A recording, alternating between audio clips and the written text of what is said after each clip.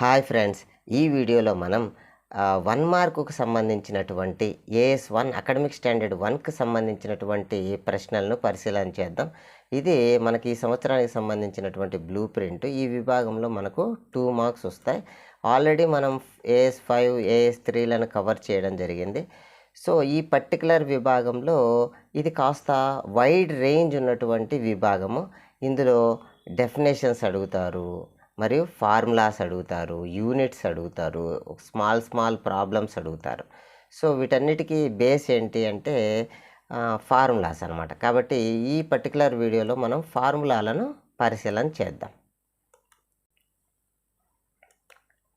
మొదటగా specific heat అనమాట. Specific హీట్ను yes అనే లెటర్తో ఇండికేట్ చేస్తారని మనకు తెలుసు. S = Q/m × ΔT. ఇక్కడ Q అనేది హీట్ ఎనర్జీ, M అంటే మాసు, ΔT అంటే temperature difference. So Q heat energy, SI units వచ్చి జౌళ్ళు, మాస్కు కేజీలు, ΔTకి కెల్విన్ అనమాట టెంపరేచర్ డిఫరెన్స్కి.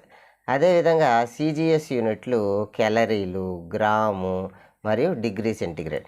సో ఇక్కడ మనం ఫార్ములాను అదే పనిగా పట్టకుండా ఈ మొదటగా వచ్చిన ఈక్వేషన్ నుంచి ఓకే, ఇక్కడ హీట్ ఎనర్జీ ఉంది కాబట్టి జౌలు, మాస్ ఉంది కాబట్టి కేజీ, టెంపరేచర్ డిఫరెన్స్ కాబట్టి కెల్విన్. అదే CGS యూనిట్స్ అయితే హీట్ ఎనర్జీ కాబట్టి క్యాలరీలు, మాస్కు గ్రాములు, టెంపరేచర్ డిఫరెన్స్కు డిగ్రీ సెంటిగ్రేడ్. ఈ ఫ్యాషన్లో మనం యూనిట్స్ నేర్చుకోవాలి తప్పితే జౌల్/kg × కెల్విన్, జౌల్/kg × కెల్విన్ ఈ స్టైల్లో నేర్చుకోకూడదు అనమాట. ఓకే, నెక్స్ట్ అదేవిధంగా ఈ చాప్టర్లో మనకు మెథడ్ ఆఫ్ మిక్సర్కి సంబంధించినటువంటి ఫార్ములా బేస్ చేసుకొని ప్రశ్నలు కూడా చిన్న ప్రాబ్లమ్స్ కూడా అడుగుతూ ఉంటారు. ఇంతకీ మిక్స్డ్ టెంపరేచర్ లేదా రిజల్టెంట్ టెంపరేచర్, రెండు వేరు టెంపరేచర్లో ఉన్న వస్తువులు కలిపితే దాని రిజల్టెంట్ టెంపరేచర్ ఎంత అంటే M1 T1 + M2 T2/M1 + M2 అన్నమాట. ఇక్కడ M1 M1 అనేది ఒక పాత్రలోని మాస్, M2 రెండో పాత్రలోది, దీనిది టెంపరేచర్ T1, దీనిది టెంపరేచర్ T2. మరి రిజల్టెంట్ టెంపరేచర్ డిగ్రీ సెంటిగ్రేడా కెల్వినా అంటే మనం ఇనిషియల్గా తీసుకున్న టెంపరేచర్లు డిగ్రీ సెంటిగ్రేడ్లో ఉంటే ఫైనల్ది కూడా డిగ్రీ సెంటిగ్రేడ్లో వస్తుంది. ఇనిషియల్గా మనం తీసుకున్నవి కెల్విన్లో తీసుకుంటే రిజల్టెంట్ కూడా కెల్విన్లలో రావడం జరుగుతుంది అనమాట. మరి నెక్స్ట్ లేటెంట్ హీట్ అంటే ఫేజ్ చేంజ్ జరగడానికి, అంటే సాలిడ్ నుంచి లిక్విడ్గా మారేటప్పుడు మనం ఇచ్చే హీట్ ఎనర్జీ, లేదా లిక్విడ్ నుంచి గ్యాస్గా మారేటప్పుడు మనం ఇచ్చే హీట్ ఎనర్జీ అనేది టెంపరేచర్ పెరగడానికి కాకుండా స్టేట్ చేంజ్కి ఉపయోగపడుతుంది. దీన్నే లేటెంట్ హీట్ అంటారు. లేటెంట్ హీట్ ఆఫ్ ఫ్యూజన్ లేదా latent heat of vaporisation. Latent heat అంటే దానికి ఈక్వేషన్ వచ్చి Q/m, హీట్ ఎనర్జీ/యూనిట్ మాస్ అనమాట. హీట్ ఎనర్జీకి జౌళ్ళు, ఈ మాస్కు కేజీ, జౌల్/kg. అదే CGS యూనిట్లు అయితే హీట్ ఎనర్జీకి క్యాలరీలు, మాస్క్ అయితే గ్రాములు, క్యాలరీ/గ్రామ్ అనమాట. మరి నెక్స్ట్ చూద్దాం. Next refractive index.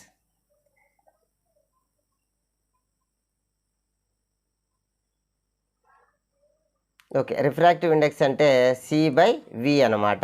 Refractive ఇండెక్స్ను N అనే లెటర్తో చూపిస్తాం. C అంటే speed of light in vacuum. దీని వాల్యూ కాన్స్టెంట్ 3 × 10⁸ మీటర్/సెకండ్ లేదా 3 lakhs km/second. మొత్తం మీద ఇది ఒక వెలాసిటీ. కింద speed of light in a medium.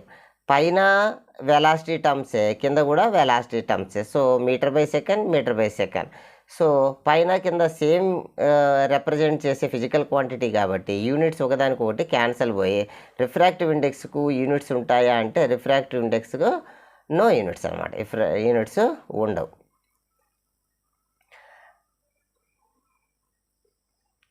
Next Snell's law. ఇది రిఫ్రాక్షన్ జరిగేటప్పుడు మనకు యూజ్ అయ్యేటువంటి లా అనమాట. ఒక మీడియం నుంచి మరొక మీడియానికి, మామూలుగా లైట్ ఎలా వెళ్తుందంటే రెక్టిలీనియర్ ప్రాపర్టీ, ఒక మీడియంలో అయితే ఎలాంటి డీవియేషన్ లేకుండా చక్కగా వెళ్తుంది. మరి ఒక మీడియం నుంచి మరో మీడియానికి వెళ్ళే క్రమంలో స్పీడ్ ఆఫ్ లైట్ చేంజ్ అవ్వడం వల్ల కొంత బెండ్ అయి ట్రావెల్ అవుతుంది, ఎంత మేర బెండ్ అవుతుంది, ఇలాంటి అంశాలు. ఉదాహరణకి ఫస్ట్ సర్ఫేస్ యొక్క రిఫ్రాక్టివ్ ఇండెక్స్ n1, రెండవ ఒక మీడియం యొక్క రిఫ్రాక్టివ్ ఇండెక్స్ n2, ఈడ ఇన్సిడెంట్ యాంగిల్ I, ఇక్కడ రిఫ్రాక్టెడ్ యాంగిల్ R అని అనుకుంటే ఈ స్నెల్స్ అనే శాస్త్రవేత్త దీనికి సంబంధించిన రిలేషన్ని ఎస్టాబ్లిష్ చేయడం జరిగింది. దాని వాల్యూ ఏంటి అంటే n1 sin I = n2 sin R అనమాట. దీన్ని ఇంకా రకరకాల రూపాల్లో కాస్త మార్చి కూడా అడుగుతూ ఉంటారు. ఉదాహరణకి n1/n2 = sin R/sin I అవుతుంది. అలా అనమాట. కాస్త ఈ ఈక్వేషన్నే మార్చి తిప్పి అడిగేదానికి కూడా స్కోప్ ఉంది. మరి ఒకటి చూద్దాం.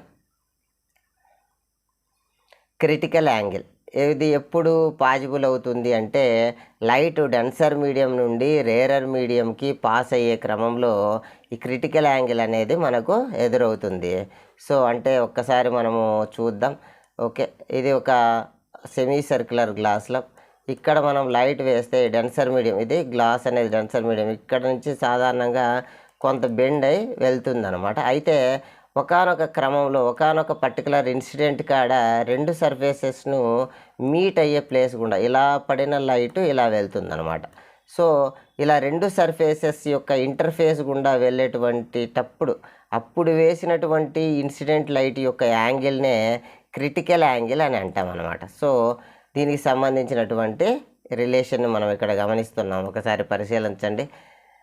sin C, ఈ క్రిటికల్ యాంగిల్ ఆ పర్టికులర్ ఇన్సిడెంట్ యాంగిల్నే C అని అంటాం. దీని వాల్యూ 1/n అంటే ఫస్ట్ మీడియం యొక్క డెన్సర్ మీడియం యొక్క రిఫ్రాక్టివ్ ఇండెక్స్కు ఇన్వర్స్లీ ప్రపోర్షనల్గా ఉంటుంది. దాని అర్థం ఏంటి అంటే ఈ డెన్సర్ మీడియం యొక్క రిఫ్రాక్టివ్ ఇండెక్స్ బాగా ఎక్కువగా ఉంటే క్రిటికల్ యాంగిల్ అనేది బాగా తగ్గిపోతుంది అన్నమాట. అలా ఒకదానికొకటి ఇన్వర్స్లీ ప్రపోర్షనల్. నెక్స్ట్ మనం గమనిద్దాం. Next equation refractive index of glass slab అనమాట. వర్టికల్ షిఫ్ట్ని యూజ్ చేసుకొని మనం గ్లాస్ స్లాబ్ యొక్క రిఫ్రాక్టివ్ ఇండెక్స్ని కనుక్కోవచ్చు. సో రిఫ్రాక్టివ్ ఇండెక్స్ను ఎంతో రిప్రజెంట్ చేస్తాం. So thickness of the glass slab by thickness of the glass slab minus vertical shift అనే సూత్రం ద్వారా మనము గ్లాస్ స్లాబ్ యొక్క వర్టికల్ షిఫ్ట్ను రిఫ్రాక్టివ్ ఇండెక్స్ను కనుక్కోవచ్చు. So thickness of the glass slab by thickness of the glass slab minus vertical shift. ఈ సూత్రం సహాయంతో మనం గ్లాస్ స్లాబ్ యొక్క రిఫ్రాక్టివ్ ఇండెక్స్ కనుక్కోవచ్చు. పరీక్షలో థిక్నెస్ వర్టికల్ షిఫ్ట్ ఇచ్చేసి రిఫ్రాక్టివ్ ఇండెక్స్ కనుక్కోమంటూ ఉంటారనమాట. Next refractive index of prism. ఎలాగో రిఫ్రాక్టివ్ ఇండెక్స్లన్నీ చూస్తున్నాం కదా. రిఫ్రాక్టివ్ ఇండెక్స్ ఆఫ్ ప్రిజం మీరు ఇలాంటి ఎక్స్పెరిమెంటు చేసి ఉండొచ్చు ఇలాంటివి. ఓకే, ఇది ప్రిజం. ఈ ప్రిజంలో దీన్ని ప్రిజం యాంగిల్ అని అంటాం. సో సాధారణంగా లైట్ ఇలా పడిన లైట్ ఎలాంటి మీడియం చేంజ్ కానీ లేకుంటే ఇలా చక్కగా వెళ్ళిపోయేది, ఎలాంటి మార్పు లేకుండా, దిశలో మార్పు లేకుండా వెళ్ళిపోయేది.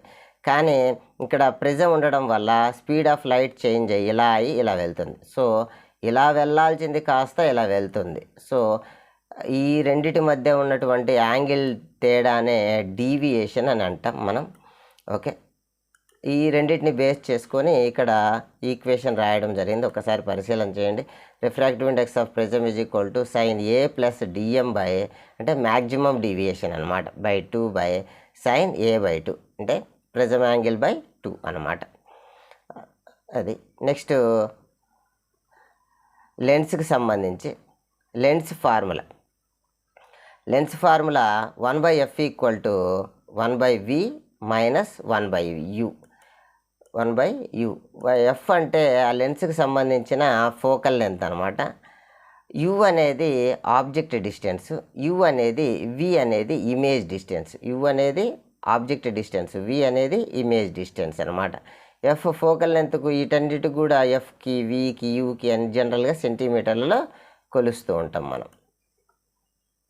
అదేవిధంగా లెన్స్ మేకర్స్ ఫార్ములా, ఎవరైతే లెన్సెస్ చేస్తూ ఉంటారో, అద్దాలు చేస్తూ ఉంటారో వాళ్ళు డాక్టర్ రాయించిన పవర్ని బట్టి వాళ్ళు ఎలా చేస్తారు అనే దాని గురించి సంబంధించినటువంటి equation 1/f = n-1 1/r1 - 1/r2. చాలాసార్లు 1 మార్కుకు జస్ట్ సూత్రం అడుగుతారు. అదే 2 మార్క్స్కు వస్తే ఈ సూత్రంతో పాటు అందులోని టర్మ్స్ అడుగుతూ ఉంటారు. ఎఫ్ అనేది ఫోకల్ లెంత్, ఎన్ అనేది refractive index of the lens అనమాట. ఏ లెన్స్ అయితే తీసుకుంటాం ఆ లెన్స్. R1 అనేది radius of the curvature of first surface, R2 అనేది radius of the curvature of second surface అనమాట. దాని యొక్క రేడియస్ ఆఫ్ కర్వేచర్ ఎంత ఉంది అనేది. ఇలా మనం ఒక ఫార్ములాతో పాటు ఆ ఫార్ములా ఎప్పుడు నేర్చుకున్నా ఆ ఫార్ములాని పదాలను కూడా నేర్చుకోవడం మంచి విషయం. అదేవిధంగా నెక్స్ట్ ఫార్ములాను మనం గమనిస్తే మయోపియాకు సంబంధించినటువంటి ఫార్ములా F=-D అనమాట. ఇక్కడ D అంటే ఏంది అని అంటే మయోపియా ఉన్న వాళ్ళకు పర్టికులర్ డిస్టెన్స్ వరకు కనిపించి ఆ తర్వాత సరిగా కనిపించదు. ఆ మ్యాక్సిమం డిస్టెన్స్ ఎంత క్లియర్గా మామూలు 25 సెంటీమీటర్ల తర్వాత ఇన్ఫైనైట్ డిస్టెన్స్ వరకు నార్మల్ హ్యూమన్ బీయింగ్ కనిపిస్తుంది. అయితే మయోపియా ఉన్న వాళ్ళకు ఒక పర్టికులర్ 25 సెంటీమీటర్ల తర్వాత ఓ పర్టికులర్ డిస్టెన్స్ వరకు కనిపించి ఆ తర్వాత కనిపించదు. సో ఎంత మ్యాక్సిమం వీళ్ళకి క్లియర్గా కనిపిస్తుందో ఆ డిస్టెన్స్నే ఇక్కడ క్యాపిటల్ Dగా చూపించడం జరుగుతుంది. ఇది మ్యాక్సిమం క్లియర్ డిస్టెన్స్. ఉదాహరణకి 1 మీటర్ లేదా 100 సెంటీమీటర్ల వరకు బాగా కనిపిస్తుంది ఒక ఆయనకి, ఆ తర్వాత డిస్టార్షన్ సరిగా కనిపించకపోవడం అనేది స్టార్ట్ అయింది అని అనుకుంటే ఆయనకు వాడాల్సిన కాన్కేవ్ లెన్స్, ఈ ఇక్కడ మైనస్ సింబల్ వాళ్ళకు వాడాల్సిన లెన్స్ కాన్కేవ్ అని తెలియజేస్తుంది. సో ఆ లెన్స్ యొక్క ఫోకల్ లెంత్ ఎంత ఉండాలి అంటే 100 సెంటీమీటర్లు ఉండాలి అన్నమాట. 100 సెంటీమీటర్ల తర్వాత సరిగా వాళ్ళకి కనిపించకపోతే అని దాని ఉద్దేశం. అదేవిధంగా నెక్స్ట్ ఫార్ములాను మనం పరిశీలన చేద్దాం. హైపర్మెట్రోపియాకి సంబంధించి వాళ్ళకు యొక్క ఫోకల్ లెంత్ ఎంత దూరం మీద ఎలా డిపెండ్ అయి ఉంటుంది అనేది చూస్తే ఓకే, F=25D - 25 అనమాట. ఇక్కడ 25 ఏంటి అంటే least distance of distinct vision. సాధారణ మానవుడికి ఎంత దూరం వరకు స్పష్టంగా కనిపిస్తుందంటే 25 సెంటీమీటర్ల వరకు బాగా కనిపిస్తుంది కదా. కాబట్టి ఇక్కడ స్మాల్ d ఏంది అని అంటే మినిమం డిస్టెన్స్. హైపర్మెట్రోపియా ఉన్న వాళ్ళకి చాలా దూరం కూడా బాగా కనిపిస్తాయి, కానీ ఓ పర్టికులర్ డిస్టెన్స్కు చేరుకున్నాక వాళ్ళకి స్పష్టంగా కనిపించదు. జనరల్గా 25 సెంటీమీటర్ల కన్నా దగ్గర అయితే కనిపించదు, వీళ్ళకు అట్లా కాదనమాట. 25 కన్నా ఇంకా ఎక్కువ దూరంలోనే స్పష్టంగా కనిపించకుండా పోతుంది. ఆ మినిమం డిస్టెన్స్ను ఇక్కడ స్మాల్ d అంటాం. ఉదాహరణకు 1 మీటర్ కన్నా దగ్గరికి వస్తే వాళ్ళకు స్పష్టంగా కనిపించదు అని అనుకుంటే ఇక్కడ ఈ ఫార్ములా యూజ్ చేసేటప్పుడు సెంటీమీటర్లోనే యూజ్ చేయాలి. 25 × 1 మీటర్ కన్నా దగ్గరకు వస్తే కనిపించదు అంటే 1 మీటర్ అంటే 100 సెంటీమీటర్లు బై 100 - 25 75 అనమాట. 75 25 1 = 25 3 = 3 1 = 3 3 = 9, ఒకటి క్యారీ అవుతుంది, మళ్ళీ 3 3 మళ్ళీ 3 3. సో వీళ్ళకు హైపర్మెట్రోపియా 100 సెంటీమీటర్ల కన్నా దగ్గరకు వస్తే కనిపించినటువంటి హైపర్మెట్రోపియా ఉన్న వాళ్ళకు వాడాల్సిన బైకాన్వెక్స్ లెన్స్ యొక్క ఫోకల్ లెంత్ 33.3 సెంటీమీటర్స్ ఉండాలి. ఈ విధంగా అనమాట. ఇలా మనకు ప్రాబ్లం చేయడానికి కూడా ఈ ఫార్ములాలు మనకు యూజ్ అవుతాయి. ఫోకల్ లెంత్ సెంటీమీటర్లో వస్తుంది. నెక్స్ట్ లెన్స్ యొక్క పవర్, అదే బైకాన్కేవ్ కానీ బైకాన్వెక్స్ కానీ ఆ లెన్స్ యొక్క పవర్ ఎలాగ అనుకుంటాం. Power P=1/F in metres. ఉదాహరణకు ఆ లెన్స్ యొక్క ఫోకల్ లెంత్ మీటర్లలో ఇస్తే 1/F ఇన్ మీటర్ 1/Fగా తీసుకోవాలి. అదే ఆ లెన్స్ యొక్క ఫోకల్ లెంత్ సెంటీమీటర్లలో ఇస్తే 100/F ఇన్ సెంటీమీటర్స్గా తీసుకోవాలి. మరి లెన్స్ యొక్క పవర్కి యూనిట్స్ ఏంటి అంటే డయాప్టర్లు. ఇక్కడ ఫోకల్ లెంత్కి పవర్కి ఉన్న రిలేషన్ కూడా మనం గమనిస్తే ఫోకల్ లెంత్ ఎక్కువగా ఉంది అని అంటే పవర్ తక్కువగా ఉంటుంది. అదే ఫోకల్ లెంత్ తగ్గింది అంటే పవర్ ఎక్కువగా ఉంటుంది. ఒకదానికొకటి ఇన్వర్స్లీ ప్రపోర్షనల్ రిలేషన్లో ఉంటాయనే విషయాన్ని మనం గుర్తించాలి. నెక్స్ట్ ఈక్వేషన్ని మనం గమనిద్దాం. ఎలక్ట్రికల్ కరెంట్ అనమాట. ఎలక్ట్రికల్ కరెంటుకు సంబంధించి మనకు బిట్స్లో డెఫినేషన్లో I=Q/T అనేది మ్యాథమెటికల్ డెఫినేషన్. మరి Q ఛార్జ్కి యూనిట్స్ కూలుమ్స్, టయానికి యూనిట్స్ సెకండ్లు. ఈ కూలుమ్/సెకండ్ని మనము యాంపియర్ అంటాం. దీన్ని బేస్ చేసుకొని బిట్స్ అడుగుతూ ఉన్నారు. కూలుమ్/సెకండ్ ఈజ్ వాట్ అని యాంపియర్ అని రాయాలి. అదేవిధంగా potential difference V work done on the charge, work done by charge. Work డన్కి యూనిట్లు జౌళ్ళు, ఛార్జ్కి యూనిట్లు కూలుంబులు. ఈ జౌల్ బై కూలుంని ఏమంటామంటే వోల్ట్ అని అంటాం.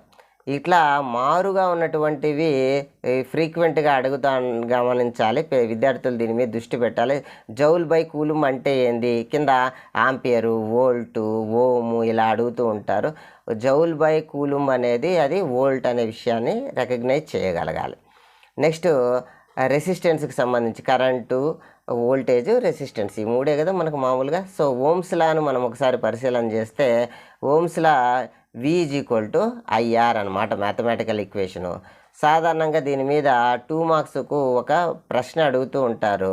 వోల్టేజు, కరెంటు, రెసిస్టెన్స్ యొక్క రిలేషన్ని బేస్ చేసుకొని, ఉదాహరణకి కరెంటు మరియు రెసిస్టెన్స్ ఇచ్చి వోల్టేజ్ ఆ రెండు కొనల మధ్య వోల్టేజ్ కనుక్కోమంటే ఇది సరిపోతుంది.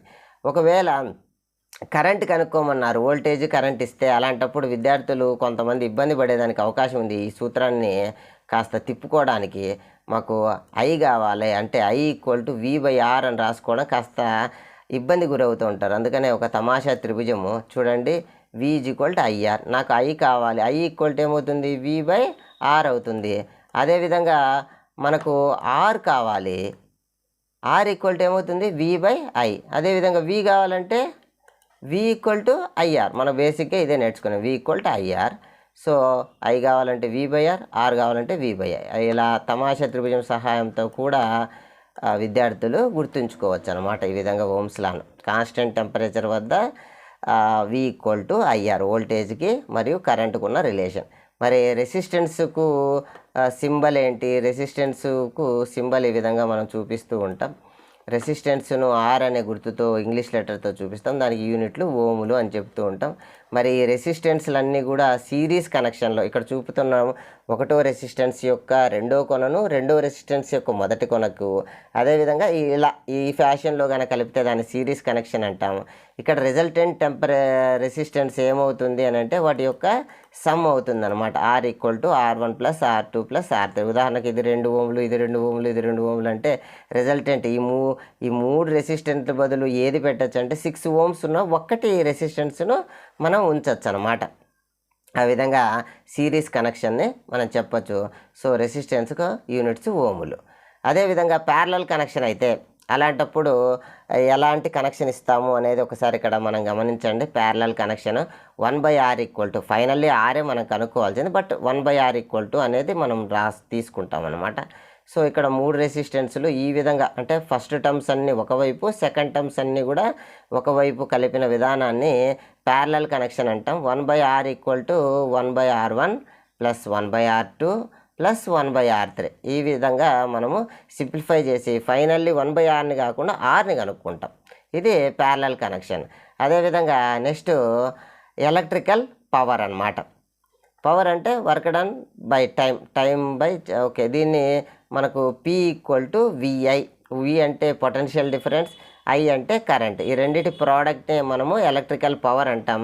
ఇక్కడ V బదులు V = IR సూత్రాన్ని యూజ్ చేసుకొని మనం ఏం చేయొచ్చు అంటే V బదులు IR కనుక ఉంచితే P = I²R అవుతుంది.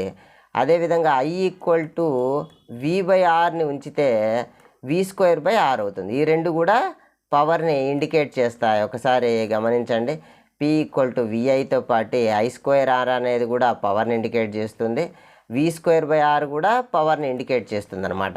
మనకు ప్రాబ్లంలో ఏ రెండు టర్మ్స్ ఇచ్చి పవర్ కనుక్కోమన్నారు. ఉదాహరణకి పొటెన్షియల్ డిఫరెన్స్, కరెంట్ ఇచ్చి పవర్ కనుక్కోమంటే ఈ సూత్రము, కరెంటు రెసిస్టెన్స్ ఇచ్చి కనుక్కోమంటే ఇది, పొటెన్షియల్ డిఫరెన్స్ రెసిస్టెన్స్ ఇచ్చి పవర్ కనుక్కోమంటే ఇది.